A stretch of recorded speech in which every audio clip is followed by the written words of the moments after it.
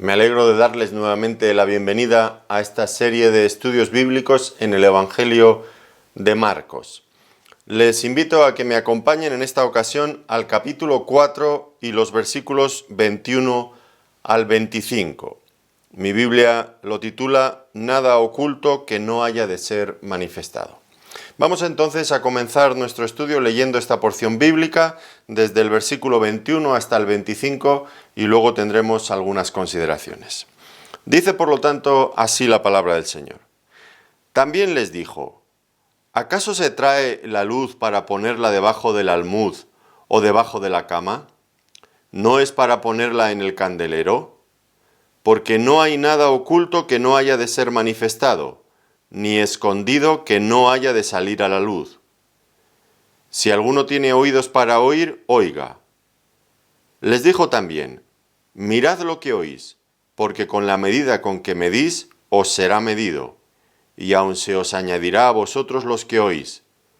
Porque al que tiene se le dará, y al que no tiene, aun lo que tiene se le quitará. Bueno, es una porción que tiene ciertas dificultades que intentaremos ir resolviendo a lo largo de esta sesión. En primer lugar, lo que tenemos que ver es que aquí hay varios dichos del Señor Jesucristo que repitió en otras ocasiones en diferentes contextos. No es la única vez que vamos a encontrárnoslos. Ahora, lo importante es ver en qué sentido, con qué propósito han sido dichos estas cosas aquí, en este pasaje, en este momento concreto en el que estamos estudiando. Y lo que vamos a ver es que la verdad que se subraya aquí es la responsabilidad que tiene cada persona que escucha, en este caso, las parábolas, pero podríamos aplicarlo igualmente a todas aquellas personas que escuchamos la palabra de Dios. Recuerdan que en la sesión anterior hablamos de la parábola del sembrador y a continuación va a seguir hablando de otras parábolas.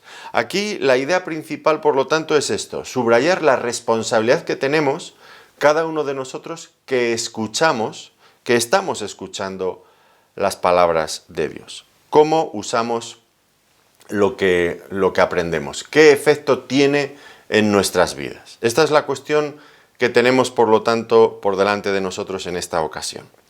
Bien, la primera cosa entonces sobre la que quiero llamar su atención, o que creo que el texto llama nuestra atención, es sobre un hecho evidente, obvio. La luz debe alumbrar. La luz debe alumbrar.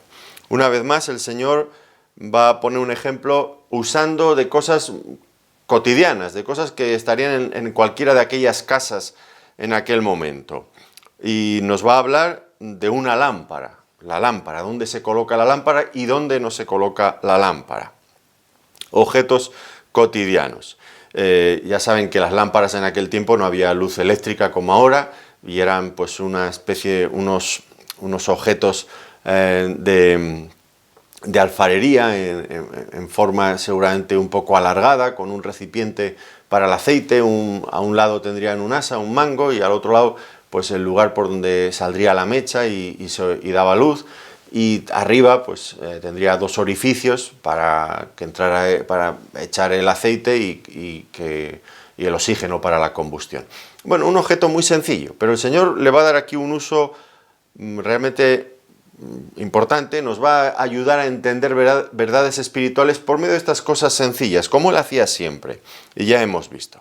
Bueno, pues entonces, si lo que aprendimos en la parábola del sembrador es que el verdadero creyente debe dar fruto, esto quedó claro cuando lo estudiamos, ahora vamos a aprender otra verdad no menos importante. El verdadero creyente debe dar luz, debe alumbrar, debe de ser puesto, nos va a decir aquí, como una lámpara en un lugar estratégico, en un lugar central, donde pueda llevar luz y disipar las tinieblas de este mundo.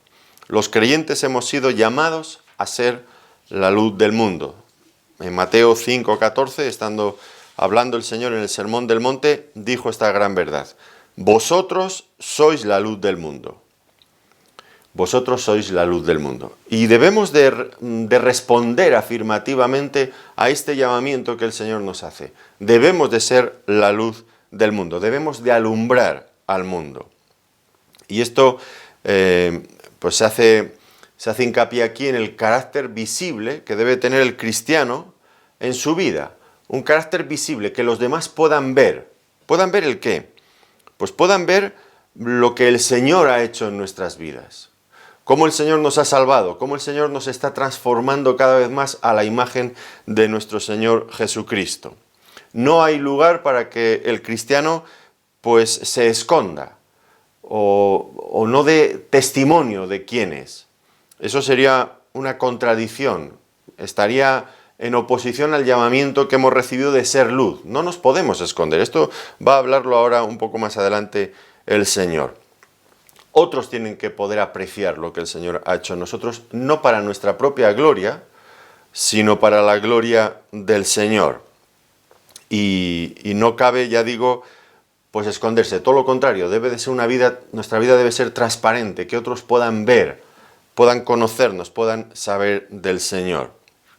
Y una vez más el Señor siempre nos enfrenta con estos pasajes, nos obliga a hacernos preguntas algunas veces incómodas.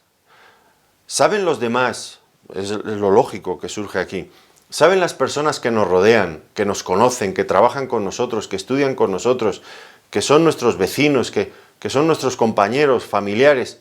¿Saben que somos creyentes? Esto es a lo que el texto nos está llamando. Si antes nos preguntaba, ¿somos verdaderos creyentes? ¿Damos fruto? Ahora la pregunta es, ¿somos verdaderos creyentes? ¿Damos luz? ¿Estamos alumbrando? ¿Estamos manifestando el conocimiento, la gloria del Señor a otras personas? No solamente que sepan que somos creyentes, por supuesto que eso es el primer paso, pero no el único, sino también si damos buen testimonio, porque si no sería mejor callarse, claro. Pero ¿somos creyentes y vivimos coherentemente con ese hecho? ¿Y damos, por lo tanto, un buen testimonio a las personas? El Señor nos obliga a preguntarnos esto y a examinarnos, cada uno de nosotros. Es verdad que en ocasiones resulta muy difícil dar testimonio de nuestra fe, muy difícil. Algunas veces no tanto, es simplemente una cuestión de vergüenza, el qué dirán, me marginarán si saben que soy creyente, me tratarán, me harán el vacío, me dejarán a un lado. Puede ser, pero eso no es tan grave, al fin y al cabo. Pero hay otros casos que es mucho más serio el asunto.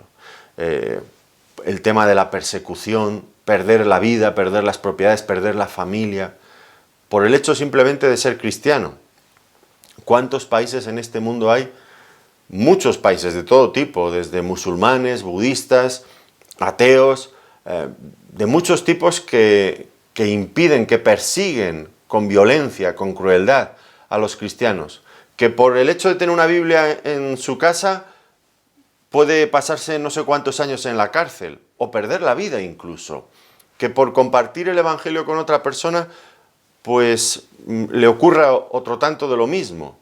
Pues es difícil algunas veces, es difícil. Lo asombroso es que nuestros hermanos en esos lugares muchas veces resultan ser más valientes que nosotros, que tenemos mucha comodidad y muchas facilidades para dar testimonio y no lo hacemos. Nos autoimponemos cierta censura sin que nadie nos prohíba nada y nos callamos. Y ellos, perdiendo a veces hasta la propia vida, pues dan testimonio del Señor. Es un ejemplo para nosotros. Debemos siempre orar por la iglesia perseguida, pero también tomar ejemplo de ellos, que con un coste tan elevado no se echan atrás, sino que hablan con valentía del Señor. Tal vez cada uno de nosotros debemos de plantearnos este asunto como un reto. Si nos cuesta porque nos da vergüenza, si nos cuesta porque no sabemos cómo hablar, siempre cabe la posibilidad, y es lo que debemos hacer, claro, de pedirle al Señor, que el Señor nos ayude, que el Señor nos dé las palabras, pero que el Señor también nos abra las puertas, nos dé las oportunidades para hablar a otros. Tal vez puede ser un buen comienzo para cada uno de nosotros, si hemos descuidado este asunto de pedirle al Señor y tomar en serio esto, porque el creyente debe dar fruto, el creyente debe de dar luz, debe de transmitir ese conocimiento de la verdad de Dios, porque para eso somos creyentes. Para glorificar a nuestro Dios y hablar de Él, para que otros puedan ver en Él la luz de la vida, como dice Juan en el capítulo 1. No podemos avergonzarnos ni ocultar quiénes somos y a quién servimos. Somos cristianos y servimos al Dios del cielo. Otro sentido en la vida cristiana no tendría mucho sentido. Otro propósito, es decir, acumular luz, acumular conocimiento de Dios, simplemente para nosotros mismos, para llenar nuestros cerebros, pues realmente no tiene sentido. El Señor nos da para que nosotros podamos compartir, para que nosotros podamos dar a otros. Dios nos da el conocimiento de su gracia, de su verdad, para que nosotros la podamos transmitir, dársela a otros. El mundo lo necesita. El mundo está en la ignorancia de Dios, no conocen a Dios. Tienen ideas muy tergiversadas de quién es Dios, muy erróneas. Han escuchado muchas cosas, pero no conocen a Dios. Y muchas de las cosas que han escuchado son falsas. Viven en tinieblas, en oscuridad. Necesitan la luz. ¿Y quién se la va a llevar si no son los cristianos, aquellos que hemos reconocido, que hemos recibido la palabra de Dios y que hemos reconocido al Dios del cielo? ¿Quiénes van a hablar a este mundo de ese Dios maravilloso? Y van a hablarle bien al mundo, van a darle información exacta, precisa. Pues tendrá que ser necesariamente la Iglesia. Así que nosotros tenemos esta gran responsabilidad. Y el Señor continúa dando a entender que la luz no se puede esconder. La luz, ambas cosas son la misma, pero vistas desde distintos ángulos, desde distintas perspectivas. La luz debe de alumbrar y por lo tanto la luz no se debe esconder. Y aquí el Señor nos va a hablar, vuelve a poner otra sencilla parábola realmente, nos va a hablar de dos lugares donde se puede esconder la luz. Dice que ¿acaso se trae la luz para ponerla debajo de un almud o debajo de una cama? Pues lógicamente no. Dos sitios donde poderla esconder: debajo del almud, debajo de la cama. Ahora, esta palabra almud puede sonar un poco extraña, no es una palabra ya moderna, por lo menos aquí en España no se utiliza. Era una medida de grano, simplemente, una medida donde se llenaba hasta el tope de grano, y eso era una medida concreta. Se establecía a partir de ahí la medida. Y estaba relacionada, lógicamente, con el comercio, con los negocios. Y me parece que es muy importante esta conexión que hace el Señor Jesucristo. Esconder la luz debajo de los negocios, debajo del trabajo. Cuántas y cuántas veces los creyentes dan tanta importancia a las cosas materiales, que trabajan y trabajan para tener más y más, y no brillan como la luz que deben de ser. ¿Cuántos creyentes están tan atareados, dedican tantas y tantas horas al trabajo, están entregados en cuerpo, espíritu y alma a sus trabajos, que nunca tienen tiempo para las cosas del Señor? Para leer su Biblia, para orar, para ir a la iglesia, para servir al Señor en los ministerios propios de una iglesia local. ¿Cuántas veces esto es un verdadero problema? Yo no digo que la situación sea fácil. Hay veces, y sobre todo tal como está el mercado laboral en el día de hoy, los empresarios cada vez exigen más de los trabajadores. Bueno, es verdad, que no siempre es fácil desligarse de todo esto. Pero como decía el apóstol Pablo en 1 Corintios 7, creo que es: ¿fuiste llamado siendo esclavo? Bueno, pues no te dé cuidado, pero si puedes librarte, búscalo, bien harás. Bueno, pues si tienes un trabajo que te esclaviza mucho y te has convertido con ese trabajo, pues no se puede hacer otra cosa, pues aguanta ahí. Pero nunca pierdas la visión de cambiar, de buscar algo que sea compatible con la vida cristiana. Porque ¿cuántas veces se lo he dicho a algunos hermanos? Digo, cada vez que le dices que sí a tu jefe, no teniéndole que decir que sí, estás diciéndole que no al Señor, estás diciéndole que no a tu familia. Y sobre todo lo peor es que se apaga la luz, esa luz no brilla, esa luz se va asfixiando, le falta oxígeno y al final se apaga. Esto lo hemos visto tantas y tantas veces. El segundo objeto donde se puede esconder es debajo de la cama. Y si el Almud nos hablaba del comercio y los negocios, la cama, pues evidentemente nos habla de la pereza que ahoga también el testimonio. Hay personas, hay creyentes que tienen muy buenas intenciones, pero que nunca llegan a nada porque son perezosos. Recuerdo a la tribu de Rubén, ¿recuerdan ustedes el cántico de Débora y Barak después de la victoria sobre el general aquel, sobre Sísara? Creo que era que lo habían vencido de esa forma tan extraordinaria, tan sobrenatural por una intervención de Dios, y luego cantan. Y van pasando un poco lista a los que han faltado, y habían visto que a la batalla no habían ido los de Rubén, y dice que en Rubén hubo grandes resoluciones del corazón. Eso lo pueden ver en Jueces 5:15. En Rubén hubo grandes resoluciones del corazón, muy buenas intenciones. Pero dice, ¿y por qué te quedaste? Les dice, ¿por qué te quedaste entre los rebaños, entre las ovejas, y no fuiste a la batalla? Grandes resoluciones del corazón, muy buenas intenciones, muy buenas intenciones. Y hay muchas personas, muchos creyentes que no avancen en la vida cristiana porque son perezosos, pero sí tienen muy buenas intenciones, nunca llegan a nada.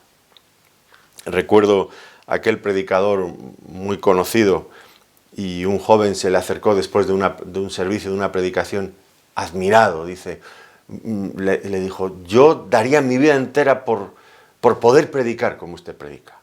Y el predicador ya veterano dice, eso exactamente es el precio que he tenido que pagar, mi vida entera para poder predicar así. Porque no se puede predicar si no se estudia, si no, uno no se quema las cejas, hinca codos y dedica tiempo. No. Predicar bien, como muchos de los grandes hombres que nos han precedido, pues no se puede hacer desde la pereza y las buenas intenciones. Hay que dedicar el tiempo, el esfuerzo, el trabajo a ello. Muchos prefieren, por lo tanto, hablar en sus predicaciones de sus sueños, de sus visiones, porque para hablar de un sueño o de una visión no hay que estudiar la Biblia. Puedes hasta estar dormido, con que cuando lo cuentes estés despierto ya va bien. Pero eso, oiga usted, eso no es serio. Nosotros tendremos que hablar de la palabra de Dios, de la palabra inspirada de Dios. Y para conocer este libro, esto no es una novela que se lee de corrido rápidamente y muy interesante. Esto es un libro de estudio, un libro donde hay que atar cabos, donde hay que ver el progreso de las ideas, cómo unas se relacionan con otras, etcétera, etcétera. No, tiene pasajes a veces complejos. No se puede predicar la palabra de Dios de una forma sensata y coherente si no hay esfuerzo. Y aquellos que la luz la esconden debajo de la cama, en la pereza, pues nunca la van a estudiar. Y toda la luz que hay aquí no la van a recibir para poderla transmitir por causa de la pereza. Sí, habrá muy buenas intenciones, pero las buenas intenciones no solucionan nada. Y esto lo sabemos usted y yo en nuestras vidas. Así que hay dos lugares donde no se debe colocar la luz, esa lámpara de la que hemos hablado antes. Pero sí que hay un sitio donde se debe colocar. Dice, no es para ponerla en el candelero. El candelero era otra cosa muy sencilla en las casas antiguas, seguramente en el poste central de esa vivienda, que a veces igual no tenían más que una habitación, pues en ese poste central, en un lugar estratégico, en el centro, pues allá habría una pequeña repisa donde se colocaría la lámpara, o en una piedra, en un saliente de alguna pared, pues allí se colocaría. La idea es que la luz debe de colocarse en el lugar donde mejor puede alumbrar. Y en esto tenemos también que ser sabios. Colocar la luz en el lugar donde mejor puede alumbrar. Buscar las oportunidades, buscar los sitios donde la luz del Evangelio podemos extenderla, podemos llevarla a otros que no conocen todavía del Señor. No conformarnos únicamente con el ámbito que ya conocemos, que nos es cómodo, que todo el mundo ya sabe y les hemos dicho, sino buscar también otras personas que no conocen al Señor, esforzarnos por salir de nuestro círculo, de nuestro lugar el ámbito donde nos sentimos cómodos, esa zona de seguridad que todos tenemos, salir, buscar. Lo importante es que la luz alumbre, llevarla allí donde es necesario. Y dice a continuación que finalmente todo ha de salir a la luz. dice el Señor, porque no hay nada oculto que no haya de ser manifestado, ni escondido que no haya de salir a la luz.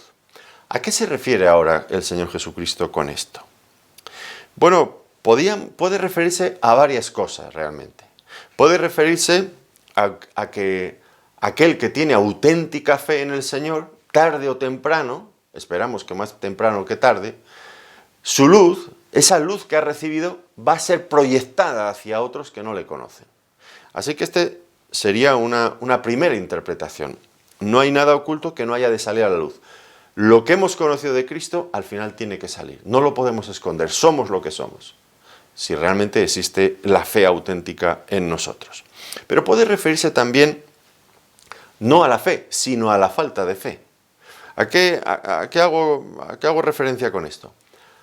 Bueno, aquellas personas que están en la iglesia muchas veces, que dicen ser creyentes y que realmente no lo son, o que no están en la iglesia siquiera, pero que dicen que son creyentes, pero que no lo son. Tarde o temprano las cosas han de salir a la luz. Y la falta de fe de esa persona va a ser evidenciada. ¿Por qué? Pues porque tarde o temprano no pueden ocultar lo que son. Y si no son creyentes, eso también se manifiesta. ¿Recuerdan ustedes el caso de Adán y Eva, cuando habían pecado después de comer del árbol prohibido? Y se tapan con unas hojas de higuera y se esconden entre el huerto. Y el Señor los busca y los encuentra, claro que está. ¿Dónde estás, Adán? ¿Dónde estás, Eva? Claro que los encuentra. ¿Por qué os escondéis? Los ha encontrado, todo sale a la luz. ¿Habéis comido del árbol? Claro que habían comido del árbol, que el Señor les había mandado que no comieran. Todo sale a la luz. No hay nada que se pueda ocultar. Las verdaderas profesiones de fe y las que también son falsas profesiones de fe. Eso todo sale, todo acaba viéndose. Pero puede referirse también a una tercera cosa. Puede referirse a la verdad. A la luz como la verdad. La verdad sale a la luz porque es indestructible. Los hombres la pueden negar, los hombres se pueden reír de ella, los hombres la pueden ridiculizar, pero la luz de la verdad siempre brillará y disipará todas las tinieblas que haya a su alrededor. Allí donde haya luz no habrá tinieblas, imposible, imposible. La luz prevalecerá. Y al final, aunque muchas personas en nuestros días critican la palabra de Dios y la ridiculizan, la palabra de Dios finalmente se demostrará, saldrá a la luz y se demostrará que es la verdad. Todo ha de salir a la luz. Claro que saldrá a la luz. Después de esto, el Señor hace un cambio. Ya no va a tratar de la luz, sino que ahora va a hablar de cómo oímos. Y el siguiente punto que tendríamos que tratar es esta frase del Señor: si alguno tiene oídos para oír, oiga. Que parecen cosas demasiado evidentes, ¿no? Demasiado obvias. Si alguno tiene oídos para oír, oiga. Pues claro, si tienes oídos, pues oirás. Bueno, pero el Señor, hay que ver qué era lo que Él quería decir. No es tan simple como puede parecer a primera vista. El Señor va a hacer referencia a que hay distintas formas de oír, pero solamente hay una forma de oír correcta. Y es de esto de lo que nos va a hablar. ¿Cómo oímos? ¿De qué forma oímos? Porque claro, de la manera que oímos luego hablaremos. Todo va relacionado.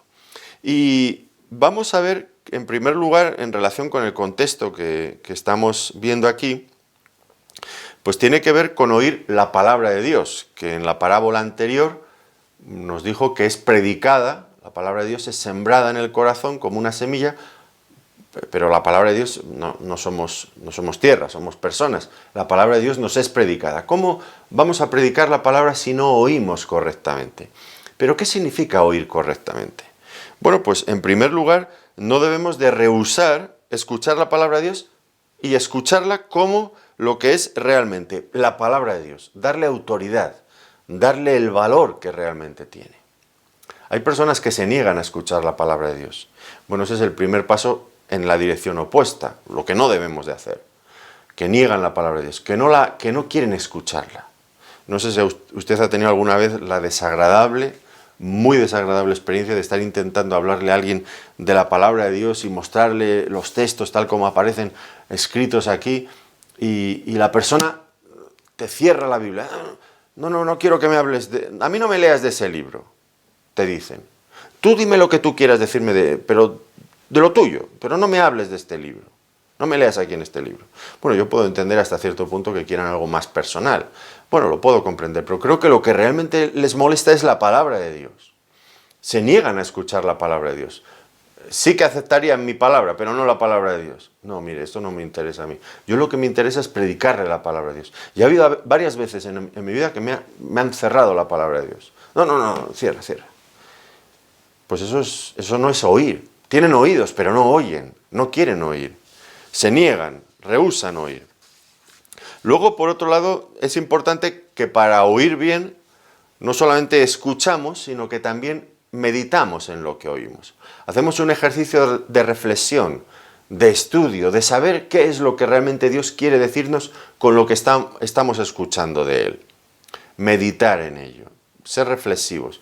Y eso puede sonar un poco extraño en esta sociedad acelerada en la que vivimos.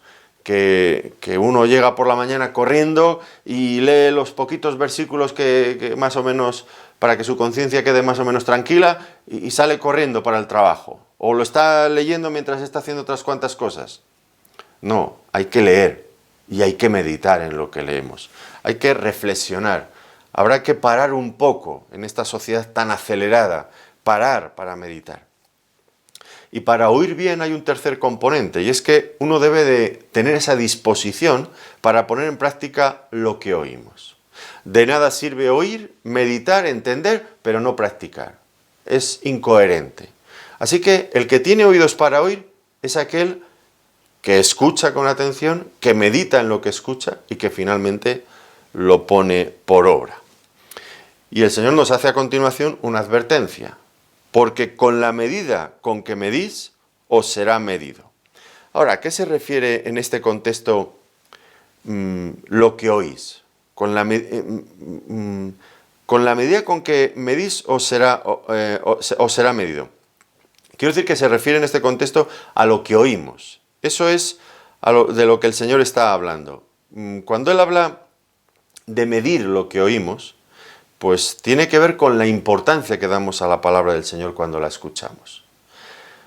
¿Cómo medimos lo que oímos?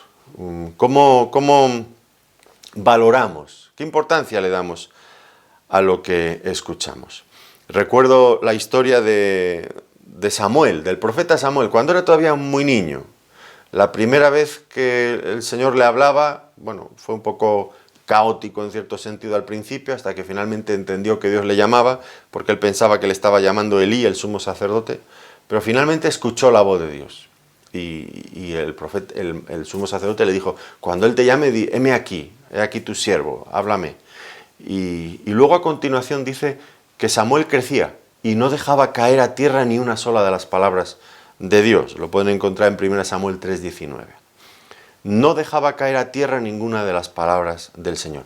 Daba importancia. Para él, la forma en la que él medía lo que oía era muy importante. Era muy importante, no dejaba caer a tierra. Es decir, lo retenía, lo guardaba, lo atesoraba en su corazón.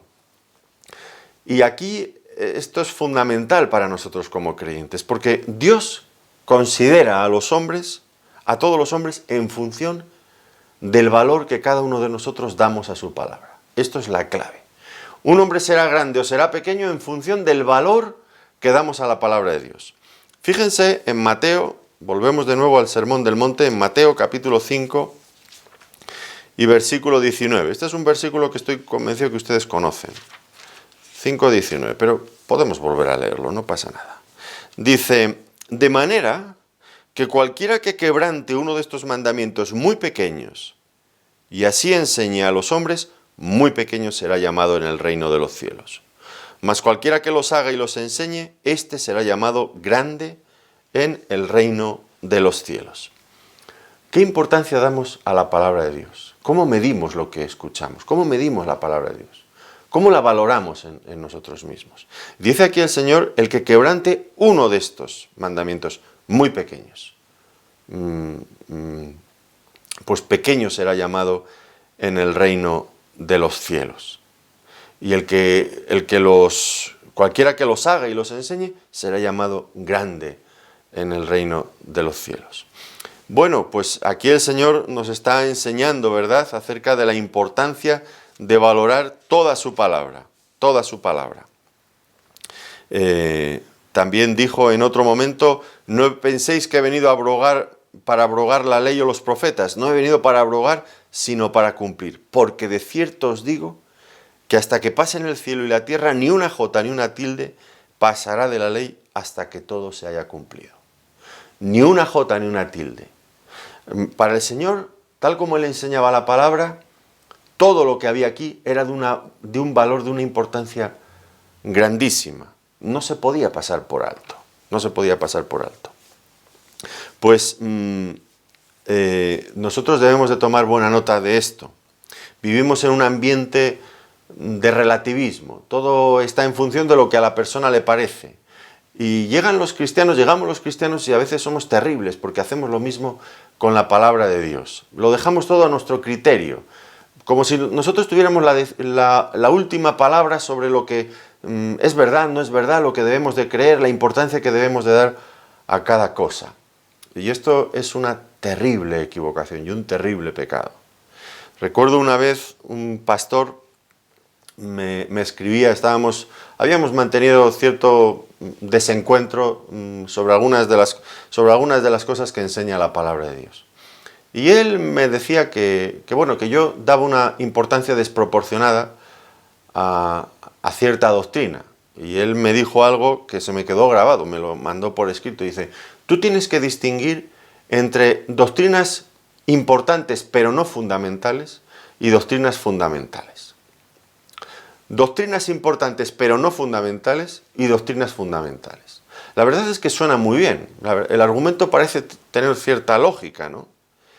Y me quedé pensando en esto, ¿no? Parece como que hacemos dos distinciones entre doctrinas fundamentales y doctrinas importantes pero no fundamentales. Pero ¿y dónde queda esa distinción? ¿Dónde hace la palabra de Dios esta distinción? El Señor Jesucristo prestaba atención a una jota y una tilde de la ley. Para Él eran importantes. Decir que algo no es muy importante y enseñarlo así a los hombres nos hace pequeños de cara delante en el reino de Dios en el cielo. Pero yo me quedé pensativo sobre esto porque creo que en realidad parece que nos da a nosotros la autoridad de decidir qué es más importante y qué es menos importante. ¿Hasta qué punto podemos decir que algo, pues no es muy grave hacerlo o no hacerlo, y otras cosas sí que son gravísimas? ¿Dónde? Entiendo el argumento, pero ¿dónde se coloca la línea divisoria que establece la diferencia entre lo fundamental y lo importante pero no fundamental? Parece que hay ciertas cosas que quedan a nuestra propia elección hacerlas o no hacerlas. Mucho me temo que en España, yo no conozco a todos los pastores evidentemente, pero ya conozco unos cuantos. Y mucho me temo que este caldo de relativismo donde nos movemos en el mundo se ha traspasado a la Iglesia. Y ya no valoramos la palabra de Dios como lo que es, dándole una importancia absoluta a cada cosa que sale de la boca de Dios. Si ha salido de la boca de Dios es fundamental, es importante y lo es todo. No podemos decir, esto a mí no me gusta, lo coloco en esa otra categoría de las cosas no fundamentales. Es fundamental obedecer toda la palabra de Dios, oiga usted. Y cuando los pastores empezamos así, pues mal va el rebaño, sin lugar a dudas. Mal van los creyentes sencillos, que escuchan estas cosas y luego hacen lo mismo. Dicen, pues esto es fundamental y esto otro, pues que no me gusta tanto, es importante, pero no tan fundamental. Esto quizás lo puedo aparcar, dejar a un lado. Eso es grave, es grave. Con la medida con que medís, os será medido. Tenemos que dar valor, un valor, el verdadero valor, el valor que tiene a todo lo que oímos. La palabra de Dios para nosotros debe de estar en el lugar más alto. Si la palabra de Dios lo dice, para nosotros debe de ser la norma más alta de autoridad, el tribunal supremo, donde ya no hay nada más a donde apelar. Tiene la última palabra, la palabra de Dios. Debemos de recobrar, si lo hemos perdido, este sentido de lo importante que es la palabra de Dios, que debe serlo en nuestras vidas. No en teoría, sino en la práctica. Tal vez llegue el momento en que escuchemos, veamos algo en la palabra de Dios que no nos guste, que no nos agrade, que incluso nos cueste cumplirlo, pero no debemos de dejarlo a un lado. Tendremos que admitir nuestro propio fracaso en cumplir eso, pero la palabra de Dios tiene que quedar por encima. No porque nosotros no lo cumplamos o nos cueste, lo dejemos a un lado. Seguiremos luchando hasta que lo cumplamos, porque la palabra de Dios es nuestra norma de fe y de conducta, es nuestra vida, es nuestra vida. Así que el Señor ya nos llama aquí la atención, con la medida con que medís lo que oís de la palabra de Dios, así seréis medidos, así seréis medidos también vosotros. Seréis grandes o pequeños en función de estas cosas. Y dice a continuación, y aún se os añadirá a vosotros lo que oís. Aquellos que oyen adecuadamente la palabra de Dios siempre tendrán más. Esto es la cuestión. Los que oyen adecuadamente, ya he explicado, oír, meditar y poner en práctica. Los que oyen de esa forma siempre tendrán más. Dios es generoso y siempre nos quiere dar más. Forma parte del carácter de Dios, ser generoso. Dice que Dios imparte gracia, nos da gracia sobre gracia. Dice en Juan en el capítulo 1 y versículo 16. Gracia sobre gracia. Siempre me recuerda como cuando uno se pone en la orilla del mar, en la playa, y justo allí donde llegan las olas, y vas viendo como llega una ola y te cubre y los pies y se va, pero según se está yendo ya está viniendo otra ola. Gracia sobre gracia. Antes de que se haya terminado una manifestación de la gracia de Dios, ya hay otra en camino. Dios es generoso, forma parte, ya digo, de su carácter. Dios quiere bendecirnos. A los que escuchan con atención la palabra de Dios, los que miden correctamente lo que escuchan y le dan el valor adecuado, Dios los quiere enriquecer. Gracia sobre gracia. Dice Mateo en el capítulo 6, también en el Sermón del Monte, versículo 33, mas buscad primeramente el reino de Dios y su justicia, y todas estas cosas os serán añadidas. Dios quiere añadir a nuestras vidas. Aquellas cosas por las que nos afanamos y no conseguimos, diría el contexto, Dios nos las quiere dar cuando buscamos su justicia perfecta en primer lugar, poniendo bien las prioridades, poniendo al Señor y su palabra en primer lugar. Entonces Él nos da todas las demás cosas. Forma parte de su generosidad. En Efesios 1:7 dice que Dios nos da conforme a sus riquezas. No dice que nos da de sus riquezas, sino que nos da conforme a sus riquezas. No es como ese ricachón que da unas pocas monedas a un pobre que se encuentra en la esquina de su casa, de su portal. No, sino que nos da conforme a las riquezas, nos da conforme a la abundancia, a la grandeza, a la generosidad de Dios. Nos dará más, nos dará más. Y vuelve a incidir en esta idea, porque al que tiene, se le dará. Y confirma, ya digo, lo que acaba de decir, que quien se adueñe de la palabra de verdad, de lo que Él nos enseña y la ponga en práctica, recibirá más luz, recibirá más bendición. Esto es una verdad bíblica importante. El grado, lo que vamos recibiendo, la medida de lo que recibimos, está en consonancia, exactamente, íntimamente relacionado con nuestra diligencia para escuchar y poner en práctica lo que estamos escuchando. Eso es la forma en la que podemos aspirar a las bendiciones de Dios, cuando lo hacemos de esta forma, cuando escuchamos de verdad. Y es un principio general que se aplica a muchas otras cosas en el ámbito espiritual. Al que tiene se le dará. Al que tiene, al que valora lo que tiene, al que mide correctamente, al que lo aprecia, le será dado más. Si hemos recibido el Evangelio, la verdad del Evangelio, pues con un corazón sumiso, el Señor nos va a dar muchos más tesoros espirituales, muchos más. Empezamos escuchando el Evangelio y lo aceptamos, nos va a dar bendiciones espirituales, toda la riqueza que hay en Cristo. Si nos esforzamos en el estudio de la palabra de Dios, también seguiremos encontrando nuevas cosas maravillosas, porque es una fuente inagotable de riqueza, la palabra de Dios. Ahora, si vamos a la iglesia solamente para recibir, pues pronto nos empobreceremos, sin lugar a dudas. Pronto nos empobreceremos. Si deseamos, en cambio, ser medios de bendición para otros, pues Dios hará que nos usará para ser bendición y nos dará mayor bendición a nosotros mismos. ¿Cuántas veces cuando dedicamos tiempo a servir a otros, sí, es verdad que nos vamos desgastando, pero hay un gozo dentro de nosotros que es enriquecedor, porque el Señor nos renueva y nos da mucho más. Si el Señor nos ha dado un ministerio en la iglesia y lo desatendemos, no lo valoramos, pues pronto nos lo quitarán.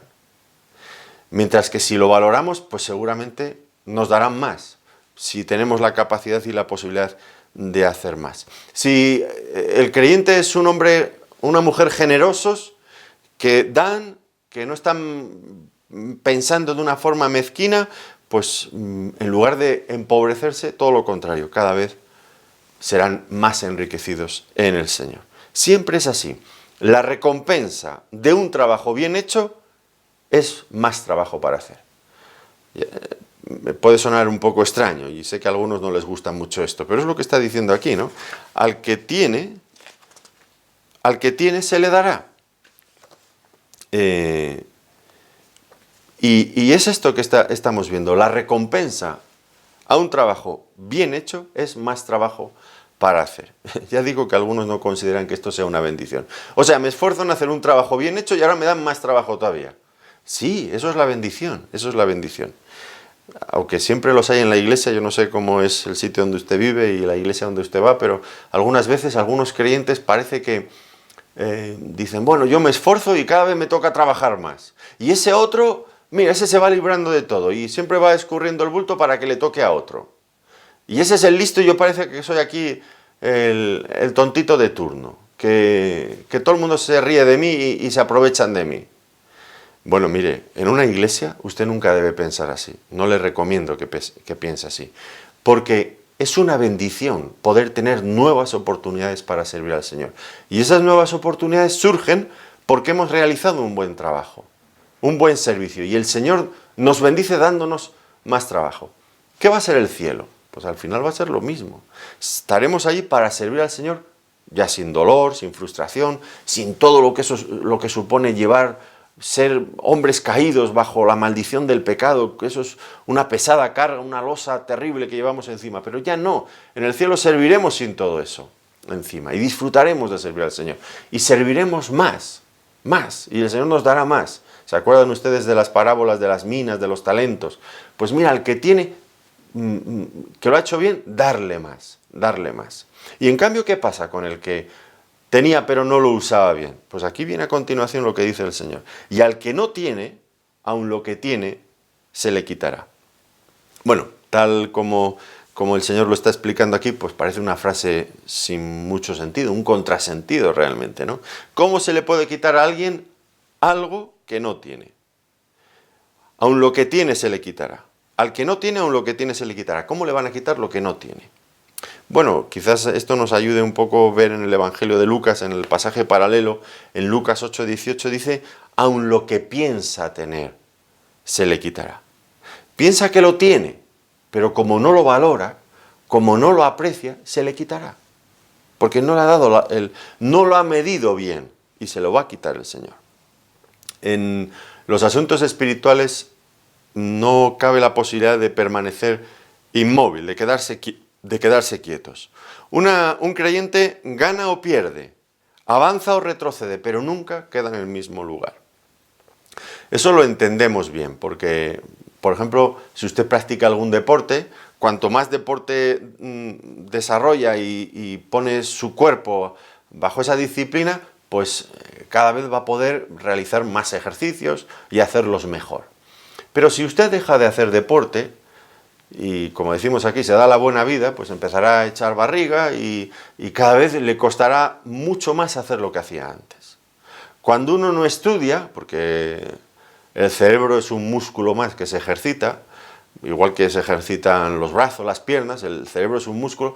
Cuando el cerebro, cuando dejamos de estudiar, cuando no estudiamos, pues se va atrofiando y cada vez nos cuesta más estudiar, pero incluso lo que hemos estudiado lo perdemos. Si usted no practica un idioma, pues tarde o temprano fácilmente pues lo va a perder, se va a olvidar de las palabras, incluso de la gramática. Puede pasar esto. Y espiritualmente ocurre lo mismo. Cuando algo no se aprecia, cuando algo no se valora, cuando algo no se usa, porque no se valora, pues lo vamos perdiendo. Por eso dice que al que no tiene aún lo que tiene, se le quitará. Aquello que no valora, aquello que piensa tener, pero que no lo usa, le será quitado. Y es una advertencia seria para los creyentes. Seria, porque puede haber creyentes que descansen en sus méritos pasados. Yo cuando era joven y era creyente hice tal, hice cual, hice lo otro, hice lo de más allá. ¿Y ahora qué haces? Ahora no haces nada. ¿Por qué? Has dejado de valorar lo que tenías. Antes lo valorabas, ahora ya no. Y ahora tu vida parece que vives de las rentas, del pasado, de lo que hiciste en el pasado, pero no de lo que haces ahora. Y en la vida cristiana eso no existe, no existe. Cuando uno deja de madurar, de avanzar, pues llegan los peligros, las tentaciones. Claro que llegan. Cuando uno descuida la lectura bíblica, la oración, pues llega, ya digo, la tentación y el pecado. No se puede vivir de las rentas. Constantemente, cada día estamos en una verdadera lucha espiritual y hay que empezar de nuevo. Recuerdo cómo cuenta en Levítico, ese libro que a algunos les resulta muy aburrido, los sacrificios. ¿Recuerdan ustedes? Dice que el sacerdote cada mañana tenía que llegar y recoger las cenizas de los sacrificios del día anterior, recogerlas y llevarlas fuera y empezar a preparar el fuego para los sacrificios del nuevo día. Así es la vida cristiana. Cada día tenemos que quitar las cenizas de lo que ya ha sido consumido del día anterior o de lo que haya pasado antes. Ya sea bueno o ya sea malo, como dice Pablo, olvidando ciertamente lo que queda atrás y extendiéndome hacia adelante. Quitar las cenizas, eso ya ha sido quemado, eso ya no sirve. Y ahora hay que prepararse para un nuevo sacrificio. Como dice Pablo también en Romanos, os ruego por las misericordias de Dios que presentéis vuestros cuerpos en sacrificio vivo, santo, agradable a Dios, que es vuestro culto racional, nuestro culto diario, en lo que nos debemos de ocupar constantemente. El creyente tiene que vivir al día, valorando cada día las cosas que Dios le da y esforzándose en ellas, porque si no, el Señor nos lo quitará. Nos lo quitará, claro que nos lo quitará. En la vida cristiana no hay tiempo para las vacaciones. Yo se lo digo muchas veces a los hermanos en la iglesia. ¿Me voy de vacaciones? Sí, te puedes ir de vacaciones del trabajo, pero no de tu vida espiritual. Porque como te vayas de vacaciones, digo, ¿a dónde te vas? ¿A la playa? Ya sabes lo que hay en las playas en España. Eso es terrible. Sodoma y Gomorra igual se quedan pequeñas aquí. Terrible, sobre todo en algunas zonas de España, donde vienen también muchos turistas precisamente a eso, al libertinaje, al pecado. ¿Te vas a la playa? Pues ten cuidado, no te tomes vacaciones espirituales. Más bien, mira a ver dónde te metes y sobre todo cuida tu vida espiritual. No vaya a ser que me voy de vacaciones del trabajo, me voy de vacaciones de la iglesia, me voy de vacaciones de mi Biblia, me voy de vacaciones de mi vida de oración. Ya sabemos lo que va a pasar. Tenemos que medir bien lo que Dios nos ha dado. Son privilegios que debemos de usar constantemente, no dejar a un lado, porque si no, vamos a perder mucho. Eso pasa en todos los órdenes de la vida. Y antes he mencionado, si en la iglesia no valoramos un ministerio que nos han dado, lo despreciamos, pues al final nos lo quitarán. ¿Y qué harán con él? Se lo darán al que tiene ya un montón de ellos. Al que tiene 10 minas, pues dadle también esta, porque este que tenía una, la guardó, la escondió y no hizo nada con ella. Pues dadle al que tiene 10, que ese sí que las está valorando y está trabajando con ellas. Pues así es en la vida, una y otra vez, en la vida espiritual. Ocurre también, no solamente con los creyentes, ocurre también, y en este contexto es importante, con las personas que están escuchando el Evangelio, la parábola del sembrador, ¿verdad? Si usted escucha, pero no le da la importancia que tiene, al final lo que cree tener, le será quitado. Llega un momento que esa alegría inicial con la que puede uno escuchar el Evangelio las primeras veces, si no responde, si no se entrega, al final ya no produce esa alegría, sino que cada vez uno se va endureciendo y va perdiendo. Al final ya pierde hasta las oportunidades, seguramente, si llega a un grado de endurecimiento terrible, como hemos descrito en ocasiones anteriores. Así que al que no tiene, aun lo que tiene, se le quitará. Es importante, por lo tanto, medir bien lo que se nos da, valorar bien cada cosa relacionada con el reino de Dios, ya sea su palabra, ya sean oportunidades de servicio, ya sea conocer más del Señor, tener oportunidades de compartir el Evangelio con otros, de madurar en el conocimiento, en la vida cristiana, de abarcar nuevas áreas de servicio hacia el Señor. Pues si no valoramos estas oportunidades, el Señor nos las quitará. Es lo que está diciendo. Pero si las valoramos, nos dará más. Así que hemos llegado al final de esta pequeña sección, pequeña, pero no menos importante. Y tenemos que hacernos preguntas. El texto bíblico siempre nos está enfrentando, ya lo he dicho antes. Nos tenemos que hacer preguntas. ¿Alumbra realmente nuestra luz a este mundo perdido en tinieblas?